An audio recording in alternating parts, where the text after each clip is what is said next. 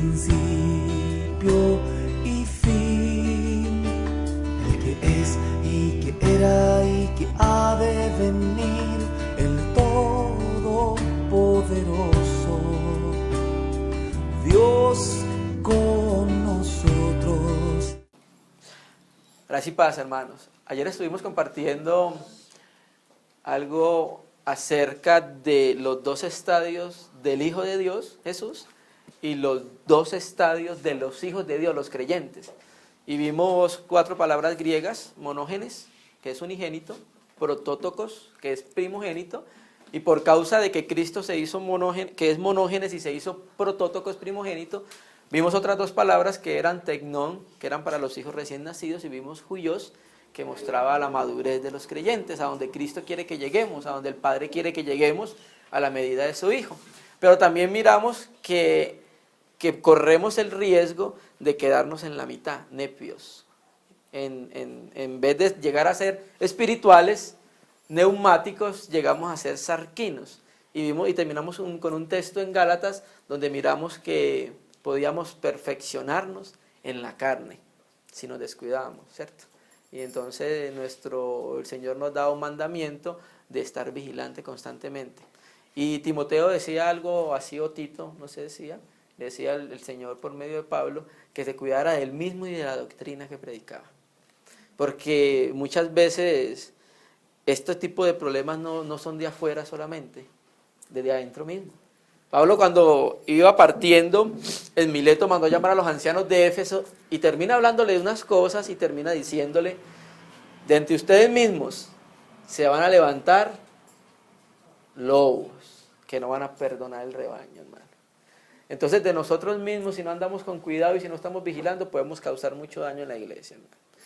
Y cuando nosotros miramos el cristianismo hoy vemos que hay mucho daño que han causado estas personas en la iglesia porque están negociando con la palabra de Dios. ¿En qué sentido? En el sentido de que no hablan de pecado en la iglesia. En esos días entrevistaron a un hombre muy famoso, un predicador que tiene demasiada gente en los Estados Unidos, y le preguntaban: ¿qué opinas del pecado y del infierno? Y el hombre decía palabras como estas: ese no es mi estilo. Entonces, nosotros no podemos negociar, hermano. Nosotros tenemos que llamar a las cosas como son, hermano. Y el amor de Dios, sí, Dios es amoroso, hermano, y por eso nos dio a su Hijo. Pero también hay otra palabra que dice que Él es fuego consumidor. Y el juicio de Dios es equitativo, hermano, ¿cierto? Entonces nosotros todavía no damos una medida correcta. El Señor decía que le dejáramos la venganza a Él. ¿Por qué? Porque nosotros todavía no podíamos dar una medida exacta de venganza. De pronto dábamos un poquito más, o de pronto damos un poquito menos. Y es lo mismo que pasa hoy en día. Hay que pedir al Señor que nos ayude a llamar las cosas como son, hermano, sin miedo. Porque si no estaríamos siendo siervos de los hombres. Ay, es que yo no quiero herir al hermano, ¿cierto? No, es que yo no quiero que el hermano se moleste conmigo. Si nosotros pensamos de esa manera, lo que tratamos es de agradar a los hombres. Y ya no estaríamos tratando de agradar al Señor, hermano. Cuando tú miras las Escrituras y sobre todo el Antiguo Testamento, el mensaje constante de los profetas era ¿qué? Era en contra del pecado, hermano. Léelo, coge todo el Antiguo Testamento y desde el principio vas a empezar a mirar a Isaías, a Jeremías, a Ezequiel, y la mayoría de ellos hablará en contra de ¿qué? En contra del pecado. ¿Entiendes? ¿Y será que somos diferentes de los judíos? ¿Cierto que sí? Bueno, necesitamos pedirle al Señor que nos ayude, hermano. Hoy vamos a leer un capítulo corrido en el libro de Daniel. Todo el capítulo 3, y vamos a mirar algo, hermanos, por encima, pero al menos vamos a leerlo. Para nosotros es muy importante, así sea, leer la palabra de Dios solamente, y sin ningún comentario. Es muy importante para nosotros. ¿Por qué? Porque es la palabra de Dios, ¿cierto? Entonces vamos a leer Daniel 3, y vamos a hablar un poco de un suceso que pasó cuando estaban los judíos en Babilonia por causa de Nabucodonosor, de la deportación, pero el Señor, el Espíritu Santo, se fijó en 4 hombres, ahí en el tiempo de la cautividad. ¿Cuáles hombres? Todos lo conocemos, ¿sí? Ananías, Misael, ¿cuál es el otro? Esos son los nombres que le dieron los babilónicos. Ananías, Azarías y Misael. Y también Dios se fijó, el Espíritu Santo hizo mucho en un hombre llamado Daniel, ¿cierto? Entonces vamos a hablar de un suceso que en relación con la estatua que edificó Nabucodonosor. ¿Sí? Vamos a leer todo el capítulo y vamos a mirar que uno de los tiempos más oscuros que vivió el pueblo de Israel o el pueblo de Dios fue precisamente Babilonia, hermano. O sea, vivió un pueblo oscuro con los romanos, vivió un pueblo oscuro en Egipto, ¿cierto? Vivió un pueblo oscuro con los asirios por la deportación de Salmanasar.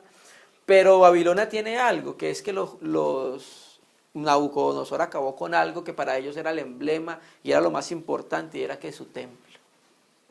Ninguna de las otras culturas hizo eso, ninguna de las otras potencias hizo eso, pero el babilonio, el caldeo Nabucodonosor, acabó con el templo de ellos. Lo quemó, se llevó las copas de oro, los tazones, todos los utensilios que utilizaban en el templo.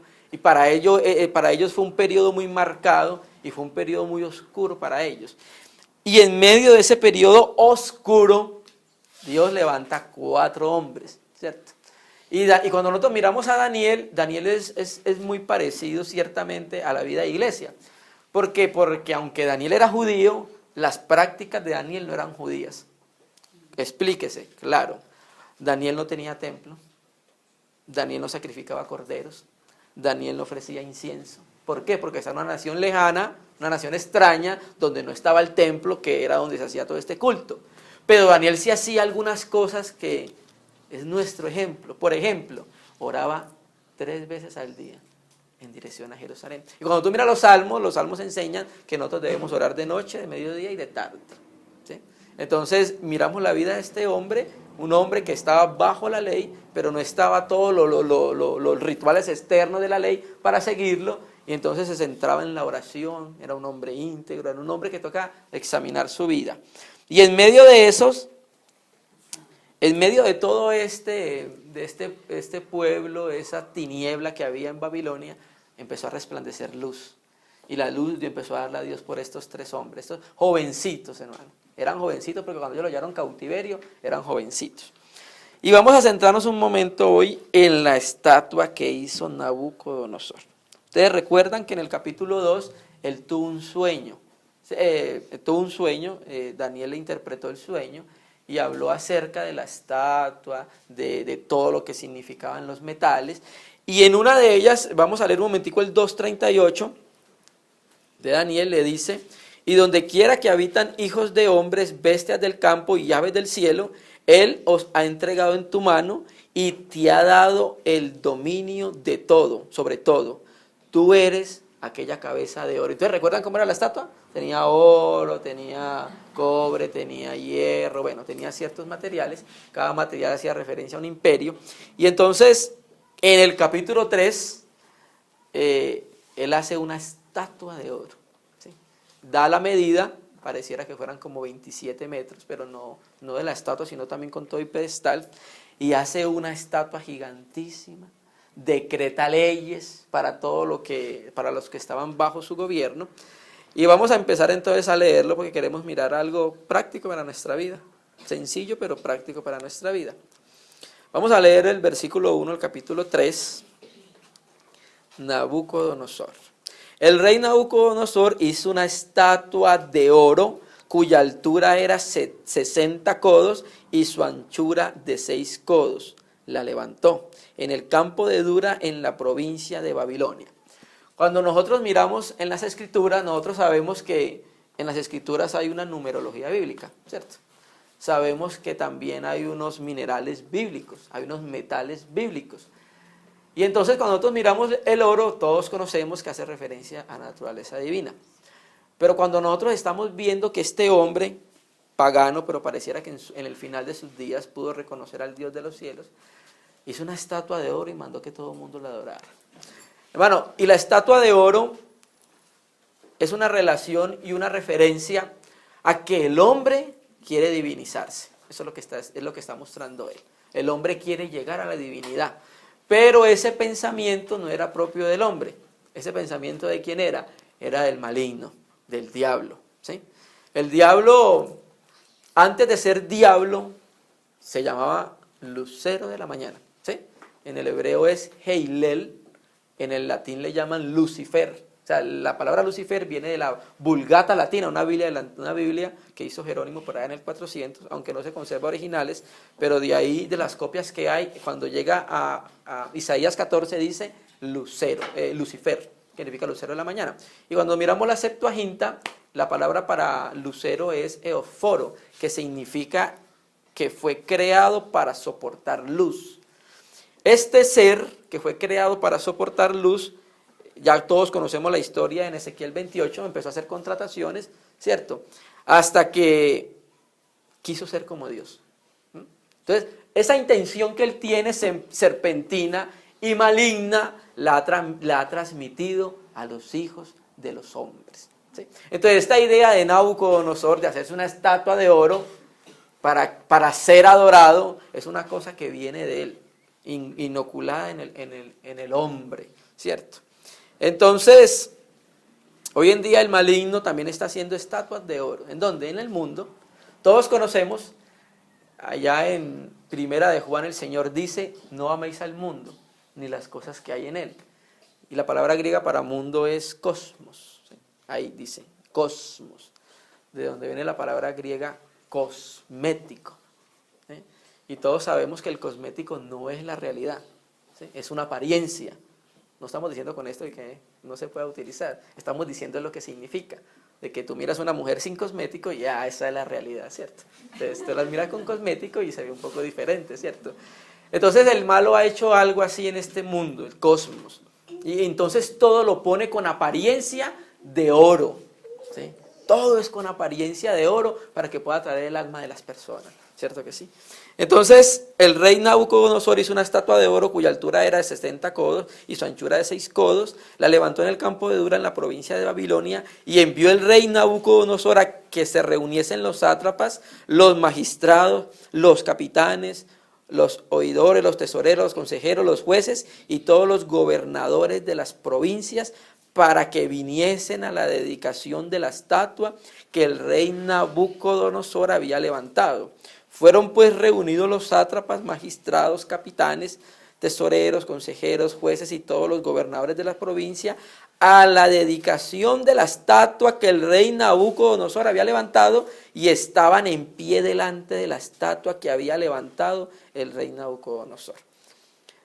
Cuando nosotros hacemos una relación, naturalmente que nos va a llevar a Apocalipsis, cuando en los últimos tiempos se va a erigir ¿qué? Una imagen de la bestia. Entonces vamos a tratar de ver al menos los dos aspectos. Y lo más importante es que el versículo 4, mire cómo comienza.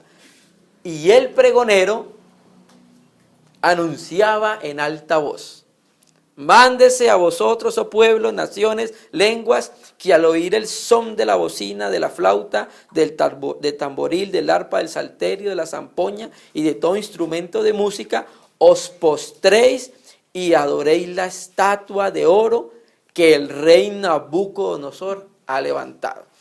Cuando nosotros miramos Apocalipsis, vemos por allá una segunda bestia que tiene una función, y esa es la que pregona que todo el mundo adore ¿a quién? A la bestia y a la imagen que se hizo de la bestia.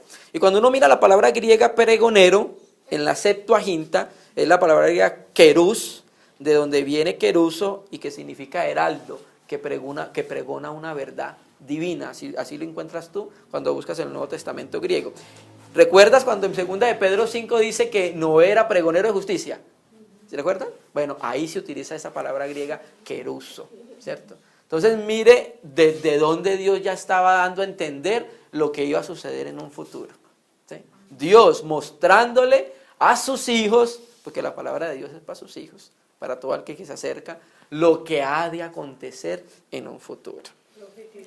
Profetizando, amén. Listo. Pero algo muy importante, hermano, mire por ejemplo ese mismo verso donde dice: os postréis y adoraréis la estatua de oro que Nabucodonosor ha levantado. Si nosotros vamos un momentico a Mateo 4:8, que es el verso que le corresponde, vamos a mirar que eso fue lo que le dijo el diablo al Señor Jesús. Nada más y nada menos lo mismo que ha estado en su corazón desde el principio. ¿Sí? Entonces por eso Pablo dice que nosotros ya conocemos qué es lo que maquina, porque pareciera que tuviera un mismo modus operandi desde el principio de la creación. ¿Cierto? Por ejemplo, ¿cómo tentó a Eva? Juan lo dice, cuando el mismo versículo, y no améis las cosas que están en el mundo, y empieza a decir cuáles son: los deseos de los ojos, ¿cierto? La vanagloria de la vida, ¿y cuál es el otro?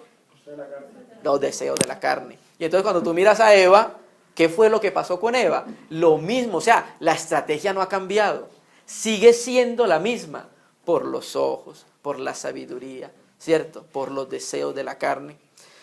Y entonces si miramos Mateo 4:8 dice, cuando en la tentación del Señor, que el Espíritu lo llevó adrede al desierto para ser probado, tentado, otra vez le llevó el diablo a un monte, disculpen hermanos,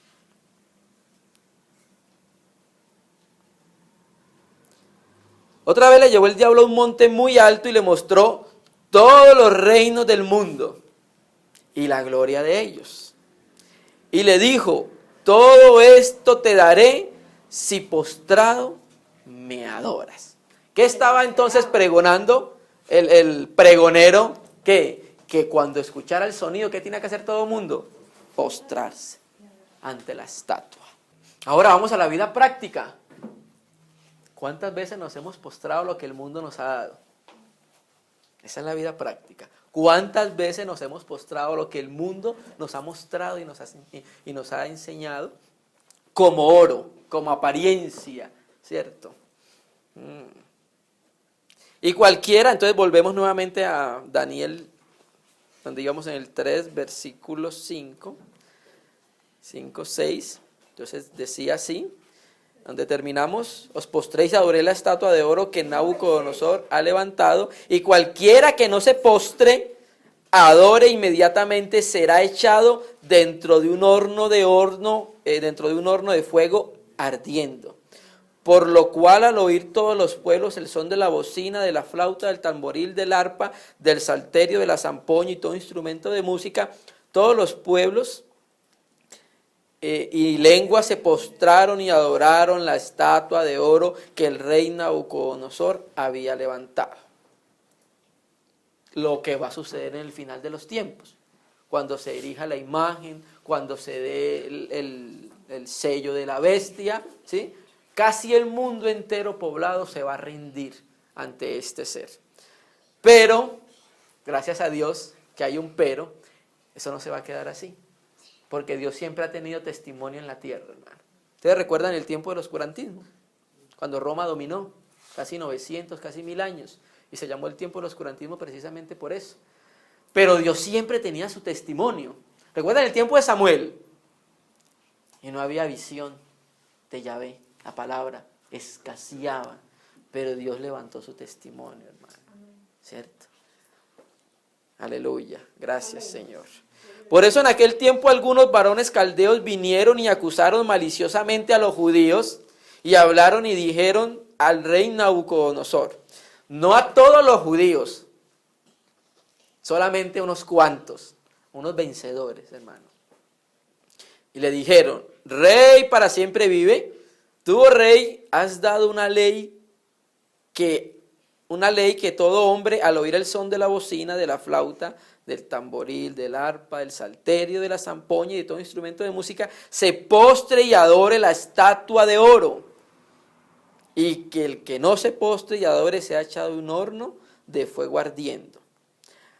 Hay unos varones judíos, los cuales pusiste sobre los negocios de la provincia de Babilonia, Sadrach, Mesach, Abed-Negó, estos varones, oh rey, no te han respetado, no han adorado tus dioses, ni adoran la estatua de oro que has levantado. Entonces, ¿qué va a pasar en los últimos tiempos?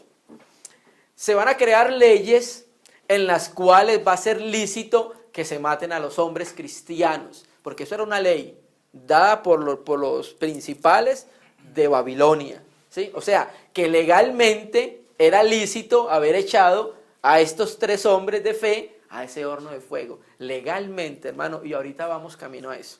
Muy pronto van a empezar a salir leyes en todo el mundo, ¿cierto? Donde van a obligar a las personas a un cierto tipo de adoración, hermano. Y les decimos algo, hermano, que si nosotros no hemos vivido por Cristo, muy difícilmente vamos a morir por Cristo. Si no somos capaces nosotros en nuestra vida como creyentes de negarnos a nosotros ahora mismo, ¿sí? ¿Cómo pretendemos que podemos llegar a morir por Él, hermano? Es muy dudoso, ¿cierto? Pero estos varones, estos hermanos, ¿sí? Habían vivido por Él, y como han vivido por Él, pues pueden morir por Él, ¿cierto? Bueno, nosotros negociamos la reunión por una película. Así tenemos que decirlo porque esa es la verdad, hermano. Negociamos la reunión por la novela. ¿Qué tipo de negación es esa? Si estamos dando lo que... No, es que va en el capítulo 19, no me lo puedo perder. Porque aquí es donde le quitan la esposa y le quitan las riquezas y le quitan el esposo y lo meten a la cárcel. Así somos nosotros, negociamos rapidito las cosas de Dios. Hermano, no hemos vivido por el Señor. Estamos todavía, ¿qué? En los deseos de los ojos, o sea, la estatua de oro. Todavía estamos contemplándola y todavía nos estamos arrollando. Es que no estamos hablando de un aspecto físico. El hermano habló acerca de eso, ¿te acuerdan? De la idolatría. Bueno, hermano, esas son situaciones. Entonces nos han creado un mundo de oro y no nos resistimos, no ponemos resistencia y caemos inmediatamente. Pero gracias a Dios que hay unos varones judíos, los cuales pusiste sobre los negocios de la provincia de Babilonia, Sadrach, Mesach y Abed-Negó. Estos varones, oh rey, no te han respetado, no adoran tus dioses, ni adoran la estatua de oro que has levantado. Pues aleluya, hermano, que se sigan levantando más hombres y mujeres que no respeten esos dioses, hermano, que no se postren ante ellos. Y mire lo más impresionante, era de que la estatua era erigida, todo el pueblo estaba ahí y apenas escuchaban el sonido, todo el mundo a tierra. ¿Y qué pasó? Quedaban 3 en pie. Sí. No se negocia, hermano. No se negocia.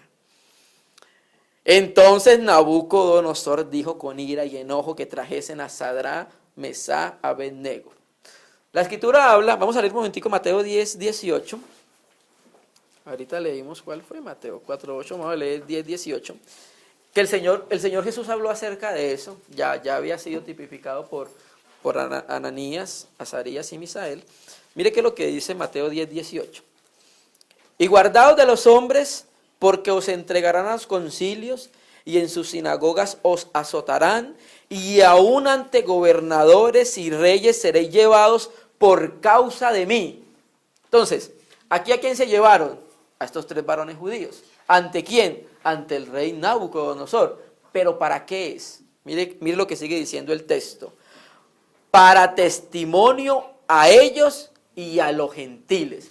Ese momento que tenían ellos ahí, ante la eminencia que era Nabucodonosor, era un momento preciso, ¿para qué? Para darle testimonio que hay un Dios que creó los cielos y la tierra, hermano. No es para nada más y no es para nada menos, ¿sí? Y al instante volvamos nuevamente a Daniel donde íbamos en el versículo 14. Dijimos que íbamos a leer de corrido todo el capítulo y vamos a mirar solamente algunas cosas. Y al instante fueron traídos estos varones delante del rey. Habló Nabucodonosor y les dijo: es verdad, Sadrach, Mesach y Abed-Negó, que vosotros no honráis a mi Dios, ni adoráis la estatua de oro que he levantado. Cuando uno mira la cultura del tiempo, el dios que adoraban ellos era Bel, ¿sí? Entonces, los historiadores andan así divididos, porque unos dicen que es Bel, el dios Bel, otros dicen que era la estatua misma de Nabucodonosor. Entonces dices: ahora pues, ¿estás dispuestos para que al oír el son de la bocina, de la flauta, del tamboril, del arpa, el salterio, la zampoña y todo instrumento de música, os postréis y adoréis la estatua que he hecho? Porque si no la adoráis, en esta misma hora seréis echados en medio de un horno de fuego ardiendo, y que Dios será aquel que os libre de mi mano. Vamos a ir a Job 13, vamos a mirar un un verso de correspondencia. Job 13:5, la parte A. ¿Y qué utiliza el diablo? El diablo utiliza este tipo de métodos para que nosotros nos volvamos apóstatas y neguemos la fe. ¿Sí? Hermano, si nosotros negamos la fe con situaciones que no están involucradas nuestra vida, ¿sí? Rapidito así la negamos, ¿cómo será ese momento donde nuestra vida esté comprometida? ¿Ah? ¿Cómo será en este momento cuando nuestra vida esté comprometida? ¿Sí? Job 13:15 dice, he aquí, aunque él me matare, en él esperaré. Volvemos nuevamente a Daniel y queremos seguir leyendo. Porque si no adoráis en la misma hora, seréis echados en medio de un horno de fuego ardiendo, y que Dios sea aquel que lo libre de mi mano. Sadrach, Mesach, Abed-nego respondieron al rey Nabucodonosor, diciendo, no es necesario que te respondamos sobre ese asunto. Volvemos a decirlo, hermano, nosotros no podemos negociar el Señor por las cosas del mundo. Y es más, no deberíamos ni de pensarlo. Mira, no es necesario que te respondamos sobre ese asunto. O sea, ellos tenían una convicción en su espíritu de quién era Dios y a quién le servían. He aquí nuestro Dios a quien servimos puede librarnos del horno de fuego ardiendo, y de tu mano, oh rey, nos librará. Nosotros creemos que muchas veces Dios nos puede librar de situaciones, cualquier tipo de situación, ¿cierto? Pero el hecho de que Dios no nos libre no quiere decir que Dios no esté pendiente de nosotros. Y nuestra mente debe ser renovada y ajustada a las Escrituras, porque muchas veces decimos, ¿por qué me pasa esto? ¿Sí? Señor, pero ¿por qué yo, Señor? ¿Sí me entiende? ¿Y a ti quién te dijo que el Señor dijo que no te iba a pasar? ¿Y qué es lo que pasa? A los hermanos los desarman en la fe. Por ejemplo, hay algunos hermanos que dicen que no vamos a pasar por la gran tribulación. Entonces, cuando venga la gran tribulación y los hermanos se encuentren en persecución, están completamente desarmados. Porque yo no pensé que esto era así. O sea, a mí nunca me dijeron que esto iba a ser así. Porque a mí no me tocaba. Nunca, exactamente. ¿Listo? He aquí nuestro Dios a quien servimos puede librarnos del horno de fuego ardiendo, y de tu mano, oh rey, nos librará. Y si no, o sea que cabe la posibilidad de que no los libren. ¿Sí? Mire que las Escrituras habla que en los últimos tiempos van a haber unos sobrevivientes. Quiere decir entonces que muchos de nosotros en esos momentos vamos a poder perder la vida. Pero eso no quiere decir que Dios no siga siendo Dios, no es que Él es soberano. ¿Cierto? Y dice, y si no, o sea, Dios nos puede librar porque tiene el poder. Pero si no, sepa, oh rey, que no serviremos a tus dioses, ni tampoco adoraremos a la estatua que tú has levantado. Sea que Dios me salve de ese momento, sea que Dios me libre de ese momento, sigue siendo Dios. ¿Sí? ¿Sí? Es para que nuestro entendimiento esté afianzado en Él, hermano. Que es que nosotros pasamos por situaciones en las que creemos que Dios no está con nosotros, porque no está sucediendo esto. ¿Sí? Y aflicción tras aflicción, tras aflicción, pensamos que Dios no está, no es que Él es soberano. ¿Crees que no está al tanto de lo que te está sucediendo? Claro que sí. Y sigue siendo Dios, y sigue siendo nuestra adoración a Dios la misma, no debe cambiar.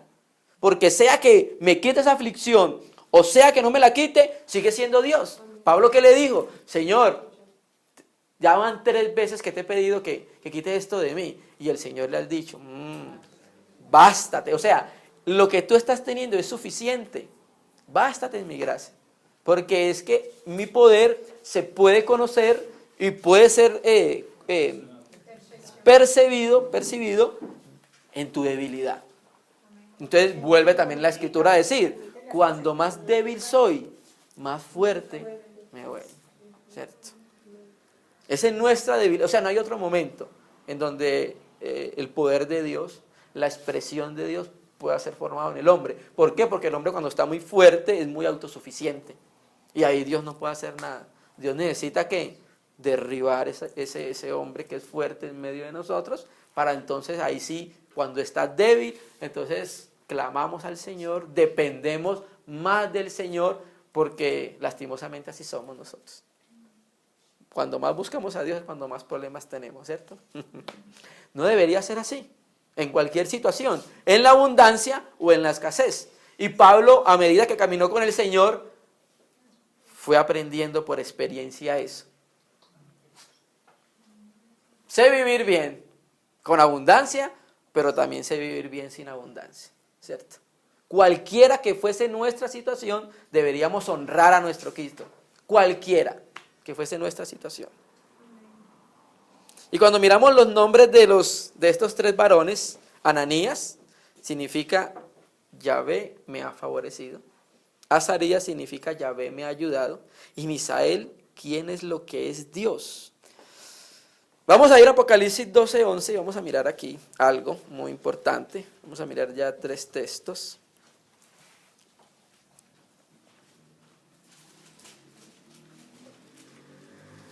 Apocalipsis 12:11, mire que lo que dice, que es el verso que corresponde con estos 3 hombres, ¿sí? Que no importa que su vida esté en peligro, siguen siendo fieles al Señor, hermano. Y Pablo da testimonio de algunos hermanos, ¿cierto? Aquilas y Priscila, que expusieron su vida por mí, por causa del testimonio del Señor. Mire que lo que dice el Señor acerca de estos hermanos. Y ellos le han vencido por medio de la sangre del Cordero y de la palabra del testimonio de ellos, y menospreciaron su vida. ¿Hasta cuándo? Ay, ¿sabe qué dice la Escritura? Que el mundo no es digno de estos hombres y de estas mujeres. El mundo no es digno de ellos, porque ellos no se amaron. Amaron hasta la muerte al Señor y no les importaba la vida de ellos. Vamos a ir a Hebreos 12:16. Estamos más que todo leyendo las Escrituras. Pero como hay hombres y mujeres que no amaron su vida hasta la muerte, la vida del alma, tenemos que decirlo, hermano, lastimosamente en medio de nosotros hay hombres y mujeres que es lo contrario. Vamos a mirar Hebreos 12:16, lo que dice. No sea que haya algún fornicario profano como Esaú, que por una sola comida vendió su primogenitura. Porque ya sabéis que aún después de deseando heredar la bendición fue desechado y no hubo oportunidad para el arrepentimiento, aunque la procuró por lágrimas. ¿Qué hizo Esaú? Todos conocemos la historia, ¿cierto? Un plato de lentejas. ¿Yo qué voy a hacer con la primogenitura? Eso no me sirve de nada. Eso no me rinde. No puedo ver lo que eso me puede dar a mí, ¿cierto? Y cuando nosotros somos carnales, siempre estamos viendo es lo que está al alcance, lo que está delante de nuestros ojos. Y Esaú era un hombre completamente carnal. ¿Y a mí qué me sirve la primogenitura? ¿Qué me va a dar? No me da nada. Yo necesito tierra, yo necesito ganado, yo necesito bienes de este mundo, ¿cierto? Bueno, de esa misma manera hay mujeres y hombres que se niegan por el Señor, pero hay mujeres y hombres que por cualquier cosa, hermano, un plato de comida. Un plato de comida. ¿Qué es un plato de comida comparado con las cosas y la eternidad de Dios? Ah, Señor. Segunda de Timoteo 4:10.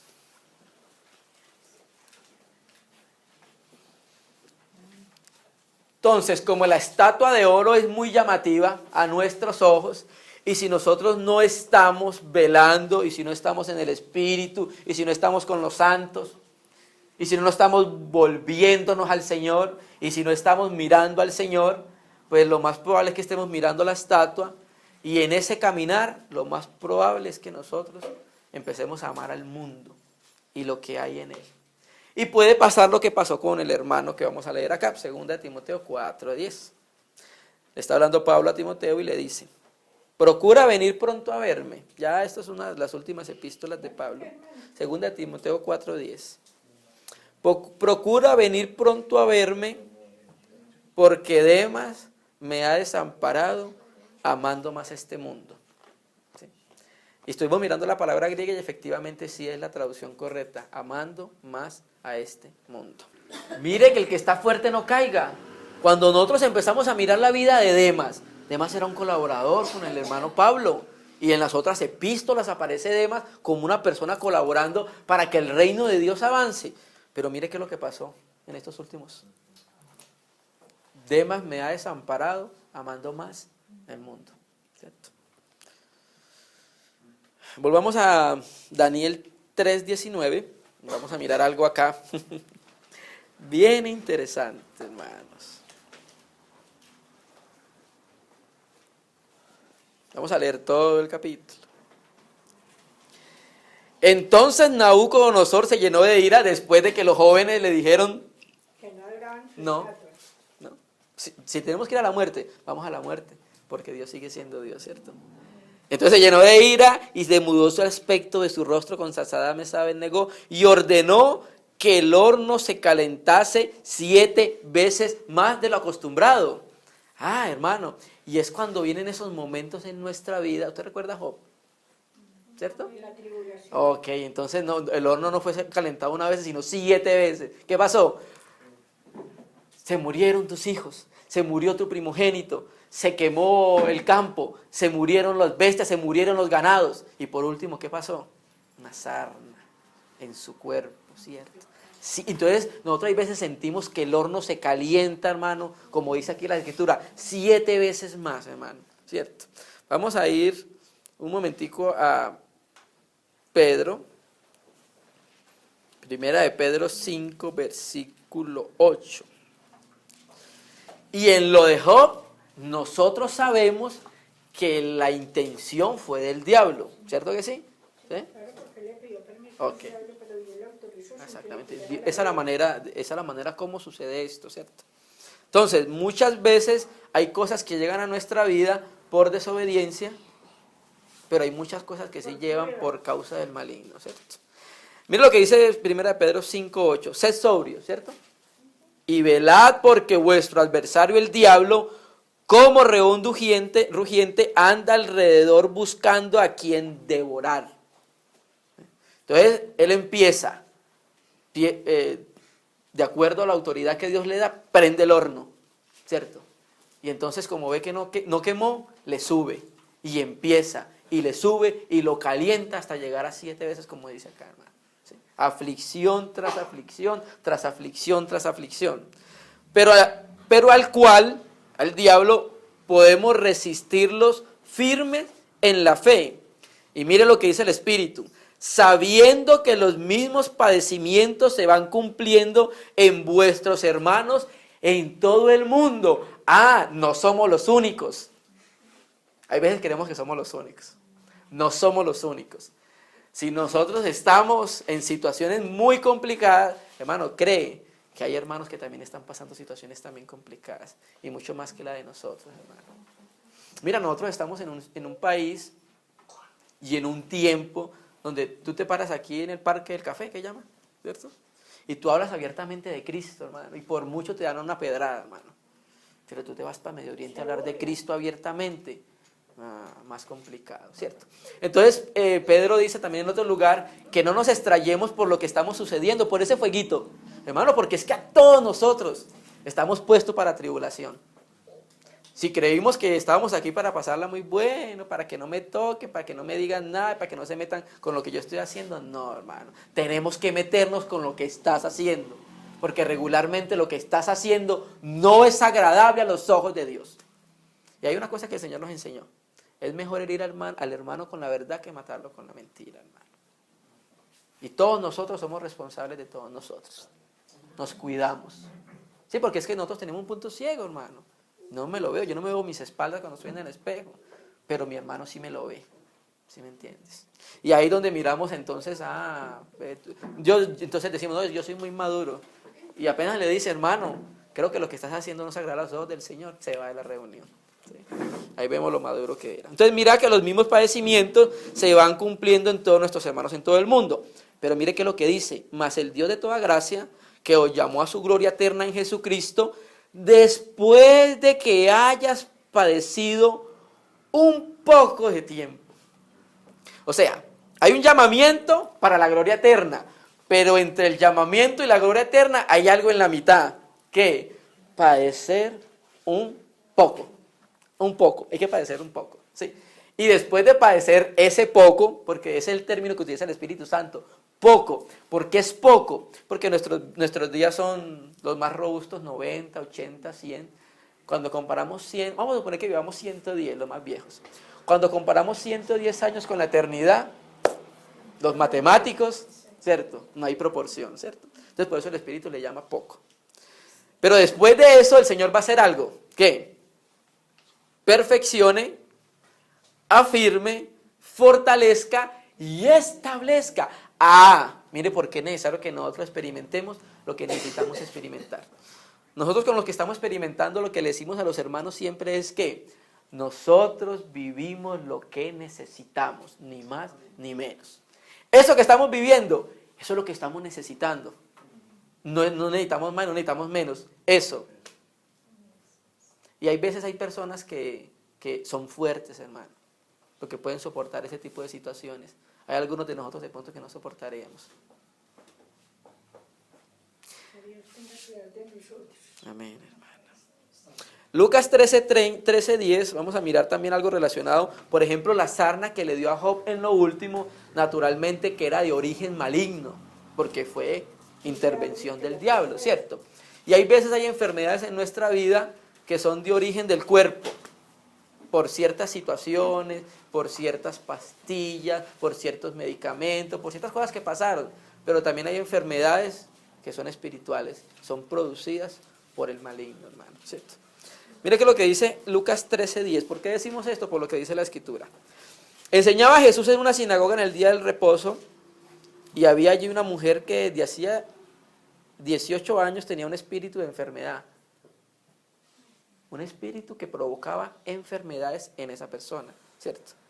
¿Sí? Con esto no vamos a decir que todas las enfermedades son provenientes de espíritus, ¿cierto? Pero hay algunas que sí, hay que tener discernimiento para que el Señor muestre que son enfermedades del cuerpo producidas o que son enfermedades producidas por espíritus. Y andaba encorvada, o sea, esto es lo que causaba el espíritu en ella, ¿qué? ¿Cierto? Y eso hace referencia a tener la mirada puesta ¿en dónde?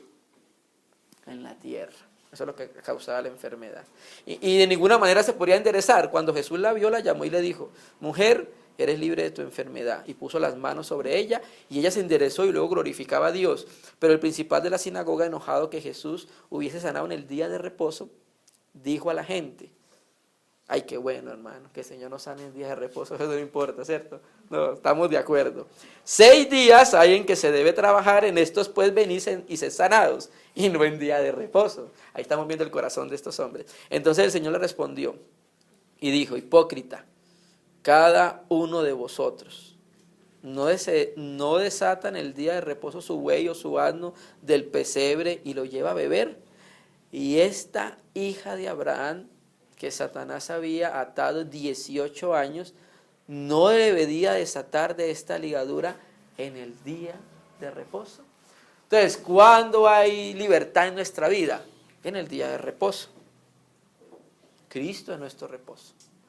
Nosotros estamos en Cristo y estamos en reposo todos los días, porque Él es nuestro reposo, ¿cierto? Vamos a volver nuevamente a Daniel y vamos a mirar en qué verso nos quedamos.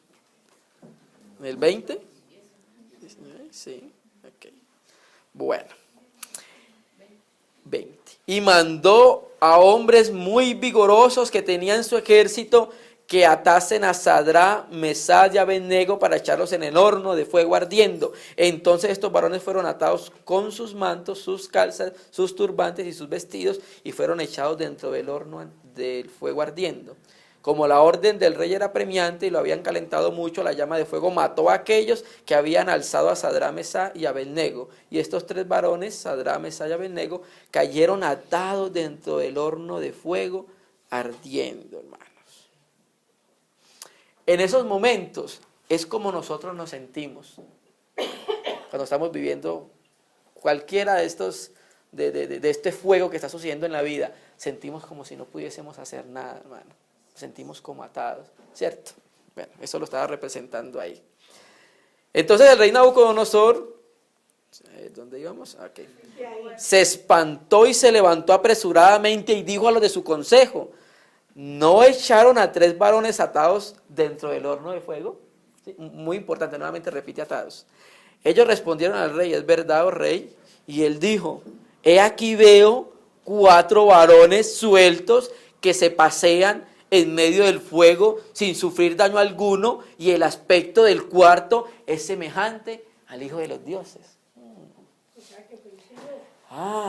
O sea, que así el horno se caliente 7 veces, Él está ahí.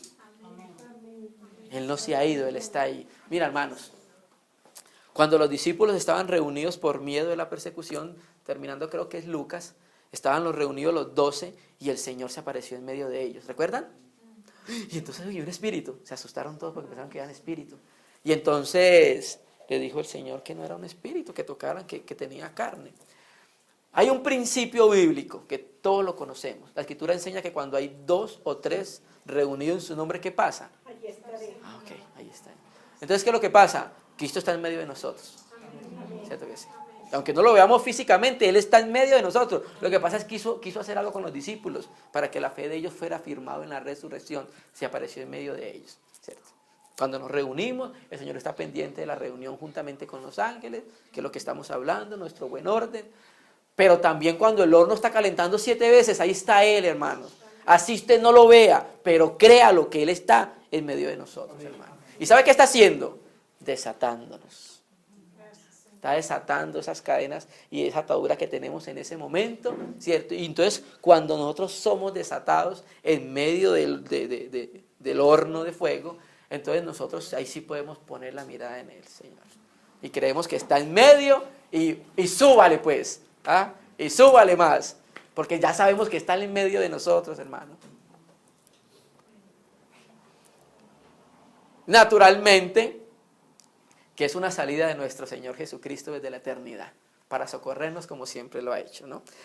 Se espantó y dijo, ¿no echaron a 3 varones atados dentro del horno de fuego? Y respondió, es verdad, oh rey. Y él dijo, aquí veo 4 varones sueltos que se pasean en medio del fuego, sin sufrir daño alguno. Okay. Entonces, el hecho de que de pronto suframos daño en nuestro cuerpo físico, ¿sí? Y lo mismo que va a suceder en el final de los tiempos, o está sucediendo ya con nuestros hermanos, que lo dice la Escritura, cuando dice, por ejemplo, en Daniel habla de que el anticristo hizo guerra contra los santos y los venció, ¿cierto? Pero ese vencer, hermanos, hay que entenderlo. Ha vencido su cuerpo físico, porque su espíritu y su alma no fueron vencidos. Cuando una persona da su vida por Cristo y muere por causa del testimonio de Él, no fueron vencidos. ¿Los mataron físicamente? Sí, pero su espíritu y su alma no. Ellos vencieron porque se entregaron por causa de Él, ¿cierto? Y entonces lo mismo pasa aquí en este momento. Están sin sufrir daño porque están confiando en la obra perfecta de nuestro Cristo. Eso es lo que hace referencia a sin sufrir daño, porque nosotros podemos sufrir daño físicamente en nuestro cuerpo, pero nuestro espíritu está en paz. Nuestra alma está tranquila porque sabemos que Él está en medio del horno ardiendo, y 7 veces más. Y entonces cuando está el horno y estamos en medio del horno ardiendo, entonces a lo último ya nos reímos. Ay, que le suba más, súbale otro grado más a ese asunto, ¿no? Señor, ayúdanos, Señor. Y muy importante, Nabucodonosor no conocía al Señor, pero entonces dice la manera de relacionarlo, porque ellos tienen muchos dioses, y dice, ese que está allá, que no estaba con los otros 3, se parece como al hijo de los dioses. O sea, eso es lo que está diciendo, ¿sí? Y ya sabemos que es el hijo de Dios, ¿no? Entonces Nabucodonosor se secó a la puerta del horno ardiendo y dijo, Sadrach, Mesach, Abednego, siervo del Dios Altísimo, salid, venid. Entonces Sadrach, Mesach, Abednego salieron en medio del fuego y se juntaron los sátrapas, los gobernadores, los capitanes, los consejeros del rey para mirar a estos varones como el fuego no había tenido poder alguno sobre sus cuerpos, ni aún el cabello de sus cabezas se había quemado. Sus ropas estaban intactas y ni siquiera olor a fuego tenían. Entonces cuando nosotros nos acercamos a estos hermanos, a estas hermanas que están en medio de ese horno a 7, y entonces tú te acercas y no huele a nada, hermano. No. Este hermano está pasando por esto. Y tú te sientes, no huele ni a quemado, ni la ropa, ni el pelo.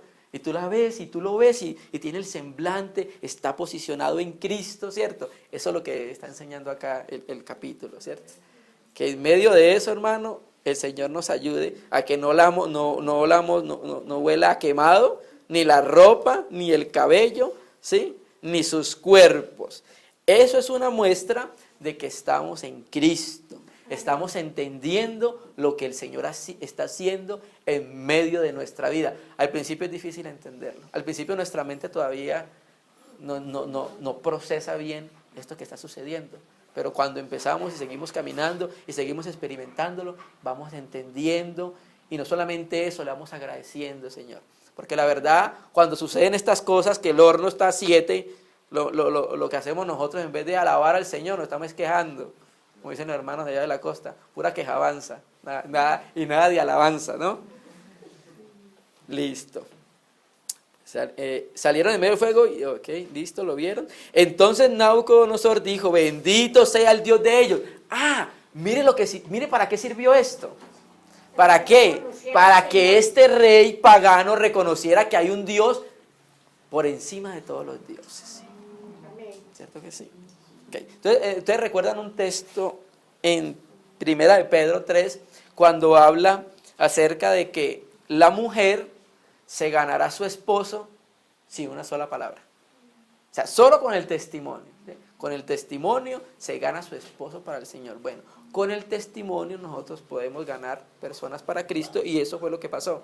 Bendito sea el Dios de ellos, Sadrach, Mesach y Abednego, que envió a su ángel y libró a sus siervos que confiaron en él y no cumplieron el edicto del rey y entregaron sus cuerpos antes que servir y adorar a otro Dios que su Dios. Hermano, y hay un Dios en estos momentos que está mandando la parada. Mamón. El Dios, mamona, dicen en el griego, arameo. El Dios de las riquezas, hermano. Entonces nosotros, por el deseo del dinero, entonces nosotros estamos yendo muy rapidito hacia mamón. Y no está malo tener dinero, el problema es el amor. El amor al dinero nos hace hacer ciertas cosas que no deberíamos hacer. Por lo tanto, el decreto que todo pueblo, nación, lengua, que dijere blasfemia, por lo tanto decreto que todo pueblo, nación, lengua, que decrete blasfemia contra el Dios de Sadrach, Mesach y Abednego, sea descuartizado y su casa sea convertida en muladar, por cuanto no hay Dios que pueda librar como este. Aleluya. Ningún Dios nos puede librar como nuestro Dios. Ninguno. ¿Cierto? Entonces el rey engrandeció a Sadrach, Mesach, Abednego en la provincia de Babilonia. ¿Listo? Vamos entonces. Aleluya. Gracias, Señor. Gracias. ¿Quién eran ellos? Unos vencedores. Vencedores, ¿cierto? Vamos entonces a mirar la otra parte ya en Apocalipsis, que es entonces, que era la profecía. Ya vamos terminando, hermanos. Apocalipsis 13:11. Vamos a mirar. Entonces vamos a mirar lo del pregonero que habló, mandó a que todo el mundo adorara a la bestia. Es que no hay nada nuevo, hermano. Sigue siendo lo mismo. Sigue siendo su mismo operar. Apocalipsis 13:11, mira que lo que dice en relación con la misma estatua que se levantó. Después vi otra bestia que subía de la tierra y tenía 2 cuernos semejantes a los de un cordero, pero hablaba como dragón. Apariencia de cordero, pero habla como dragón. ¿Sí? Tú sabes que la apariencia de cordero hace relación a las cosas de Dios, al cordero de Dios. Pero realmente es un dragón, hermano. Habla como dragón, está camuflado, lo que hablamos en un principio. Estos lobos que se disfrazan de ovejas.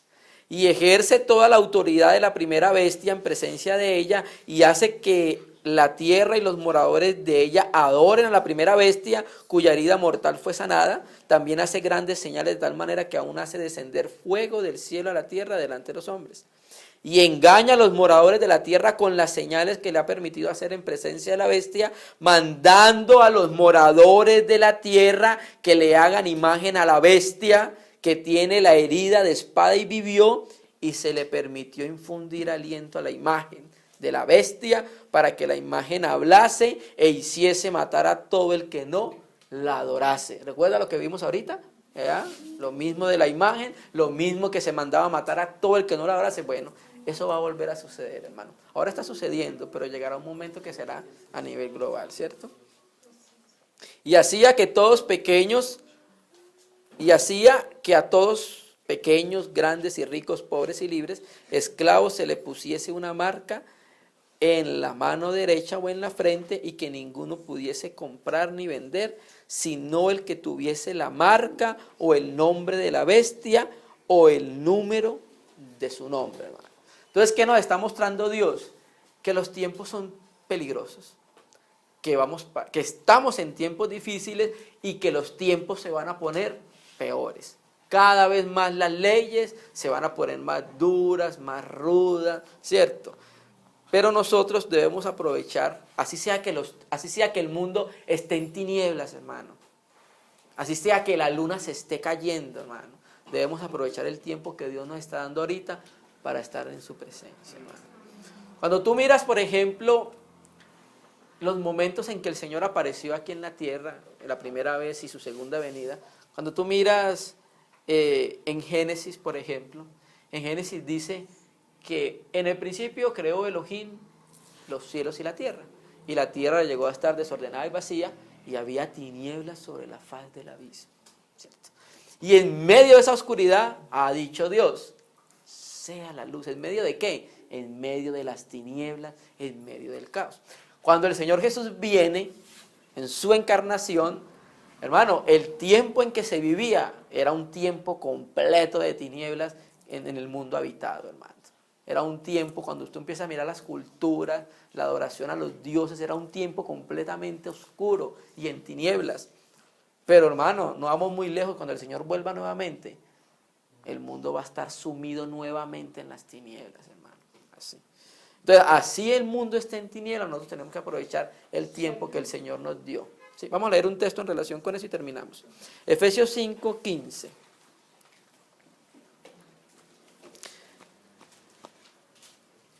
Porque cada vez se van a endurecer más los tiempos, hermano. Pero así como los tiempos se están endureciendo cada vez, así como hay más tinieblas cada vez, ese tiempo que Dios nos da, debemos aprovecharlo al máximo, hermano. Así sea 10, 15 minutos que tengamos, así sea una hora que tengamos, que esa hora nosotros estemos cambiándola por eternidad. Porque muchas veces la cambiamos es porque vemos la imagen de oro, entonces cambiamos por lo que nos puede dar la imagen de oro acá. Efesios 5:15 dice, mirad pues con diligencia cómo andéis, no como necios, sino como sabios. ¿Y a quién está hablando? A los creyentes. O sea, ayer hablábamos de que corríamos el riesgo de quedarnos en la mitad y ser carnales, pero también corremos el riesgo de ¿qué? De andar como necios. No conociendo la voluntad de su Señor, no estando en los asuntos del Señor. Hermano, Jesús tenía 12 años. ¿Y a dónde estaba a los 12 años? Ahí en los negocios de su papá. Un niño de 12 años ya. Y buscando los negocios del Padre, involucrándose en los asuntos de Dios. Aprovechando bien el tiempo, porque los días son ¿cómo? Malos, son oscuros, hermano. Y cómo prende tú la televisión, los noticieros, y tú miras, hermano, que este mundo cada vez más está en la oscuridad.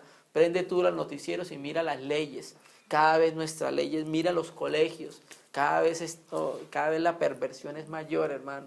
Nuestros días son muy malos. Y vamos a leer el verso correspondiente en Colosenses 4:5, y vamos a mirar la palabra griega donde dice aprovechando bien el tiempo, y vamos a mirar que acá utilizan otra palabra. Colosenses 4:5 dice, andad sabiamente para con los de afuera, redimiendo el tiempo. La palabra griega para redimir ahí el tiempo es exagorazo, y la palabra es una palabra compuesta y agorazo. Es una palabra fuera, y agorazo es la palabra que se utilizaba cuando se iba al mercado a comprar, a pagar por algo. Entonces, ¿qué nos está diciendo el Señor? Para comprar, ¿sí?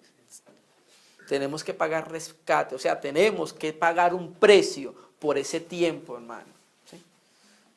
Nosotros tenemos que perder la vida, debemos perder la vida del alma, ¿cierto? Y debemos pagar un precio por el tiempo. Voy a poner un ejemplo. Ustedes recuerdan las 10 vírgenes, ¿cierto? Ustedes recuerdan que ellas tenían que comprar algo, tenían que comprar aceite, ¿cierto que sí? Pero se compraba sin precio, ¿cierto? el hecho ahí de comprar hace referencia a eso, hermano. ¿Sí? Tenemos que negarnos nosotros, negar los deseos, todo esto que nos gusta, todo esto que nos satisface, todo esto que nos pone contentos, todo lo que nos pone alegre y todo lo que nos distrae de Dios, hermano. Ahora, hermano, necesitamos entender, hermano, qué son las cosas que definitivamente nos apartan del Señor, hermano. Y son cosas tan sutiles. No, eso no es malo. No, eso no es malo. Eso no es malo, y cuando miramos la vida espiritual, estamos viendo que está haciendo daño a tu vida, hermano. Entonces hay que pagar un precio por ese tiempo precioso, hermano. Hay que pagar un precio. Nosotros debemos pagar un precio, no por la salvación, porque nadie puede pagar por la salvación. Es eterna y Cristo pagó el precio completo y entero, ya, ¿cierto que sí? Pero nosotros tenemos una experiencia debajo del sol, acá en estos momentos. Y en esa experiencia es donde nosotros tenemos que pagar un rescate, ¿cierto? Cambiar ese tiempo por eternidad. Cambiar el tiempo por la eternidad. Entonces, no importa las situaciones, no importa que el horno esté a 7 veces más, ¿cierto? Eso no nos debe importar. Son palabras y suena bonito, ¿cierto? Porque cuando se experimenta es lo complicado, ¿cierto? Pero necesitamos decirlo, hermano, porque está en la palabra del Señor, ¿cierto? Necesitamos decirlo para que nuestra mente sea cada vez más renovada y armada, ¿sí? Los sufrimientos, las aflicciones, el horno a 7 veces hace que nuestra mente empiece a fortalecerse, hermano. Hace que nuestra mente, y entonces el diablo viene y se embate y nuestra mente está fortalecida, cada vez más resiste todo lo que hay en nuestro entorno, hermano. Para eso es que sirven este tipo de situaciones. Vamos a orar al Señor, hermano, vamos a agradecerle. Digno es el Cordero.